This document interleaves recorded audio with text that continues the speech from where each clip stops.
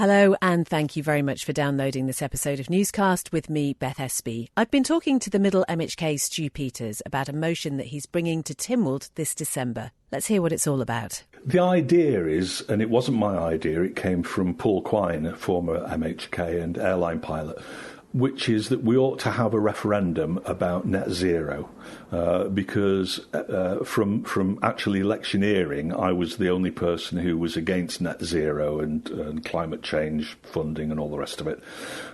My first budget was in 2022, where I asked questions about the fact that we'd allocated £40 million for climate change when we couldn't afford to fix the potholes and things like that, and the health service was on its knees. But, you know, it seems that we're absolutely committed to net zero targets, which are all pretty out there, and there's no real reason for them, but we've just gone along with what other people have decided to do. I mean, those other people might be called scientists, though, mightn't they, who actually see that there has to be something that people do, otherwise, potentially, the climate is going to be in a very sore state. Well, there are lots of different points of view on this, and we've all been sold on this idea that 97% of scientists around the world believe that climate change is man-made and is reversible. And actually, that 97% figure is a complete hoax. Are you getting this from anywhere that's a verified source, or just what you're watching on YouTube? No, all sorts of different sources on this, all sorts of experts, including people who are previous members of the IPCC, have said that that isn't what happened. There wasn't a 97% consensus. It was a lot smaller. It was like less than 1% of scientists agreed that climate change was man-made and was reversible. So that's not the argument at the moment, because I keep bringing motions to Tynwald. I keep trying to say to people we ought to take a break and review net zero aspirations, because it's frankly killing the economy, and they've not got anywhere. So now what I'm trying to do is to find out whether or not the public of the Isle of Man agree with spending absolute fortunes, millions and millions of pounds, on something that isn't going to change anything. It's an easy, popular subject to get on the back of, though, isn't it? Because when you talk about the money situation, we know the issues that there are around the Isle of Man. Of course you're going to get people on board if this is how you're selling it. Well, I think that things have changed over the last 5 years. 5 years ago, if you'd have asked 100 people on Strand Street, do you agree with greener, cleaner, renewables and all the rest of it, I think 95% of people would probably have said yes, maybe even including me, because who doesn't want cleaner and greener and renewables and energy sustainability and energy independence? Those are all great things. However, the solutions that we've got on the table at the moment don't address those. And also, there is an increasing backlash against it. I mean, you know, I'm not trying to quote the Orange Man particularly, but he said that climate change is a complete and utter hoax. And lots of people around the world, certainly around Europe, have decided to just scale back on their net zero aspirations. And I think that we should too.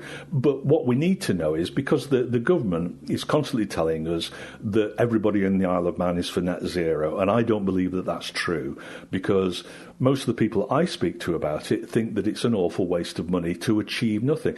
If you could say, well, we're going to reduce temperatures globally by, 1%, 2%, 1 or 2 degrees or whatever, but it's going to cost a lot of money, then people would be for it. Nobody can tell us if it's going to make any difference. And the Isle of Man is infinitesimal in terms of the amount of CO2 that we emit, if we agree, and I don't, that that's what's causing climate change. But that's an interesting argument, isn't it? Because that is essentially saying, do you know what? There's no point in doing anything because you, the little person, can't make any difference at all. My view on this is that certainly cleaner, greener, renewable, all that is good. Don't have a problem with that. But we've got to look at the scale of it. So how much is Eristane going to cost, for example? And I've got no beef necessarily with Eristane, but it's going to create something like, 15% of our energy requirements. So we're always going to need a gas-powered or an oil-powered or whatever power station, or we're going to have to import our electricity from the UK through a new and ever more expensive interconnector. Now, the UK is saying at the moment that they're looking towards not being able to supply all the electricity that the UK is going to demand, because electricity use is going up globally with technology. So if they can't supply the UK, they're going to have to start rationing electricity. Who are they going to turn off first, Doncaster or Douglas? And I'll tell you, it won't be Doncaster. Isn't there something, though, about having vision? What if the Victorians had just thought, well, we won't bother with any of this building? Or what if the administrations from a couple of decades ago thought, well, we don't need a reservoir, really? But actually, they didn't do it for them. They did it for future generations. And surely that's what the net zero argument is all about. I could sign up to that straight away if it was going to make any difference. How do you know it's not going to make any difference? How do you know it is? Because all the experts that I've read about, we're talking about people like Bjorn Lomborg, we're talking about people like the former chief of Greenpeace. Loads and loads of people are saying, whatever you do, it's not going to make any difference. This is just a natural phenomenon. The Earth cools and warms up all the time, and this is natural. And it's not to do with man-made CO2. How much is your referendum going to cost then if people go for it? It's a piece of paper, isn't it? Or it's a box on your polling slip. So you vote for whoever you want, and at the bottom there'll be a yes/no answer. Do you agree with the government spending plans as far as net zero is concerned, yes or no? How likely do you think it is that you'll get this through Tynwald in December? I don't know, but I mean, anybody who votes against it is voting against a democratic process.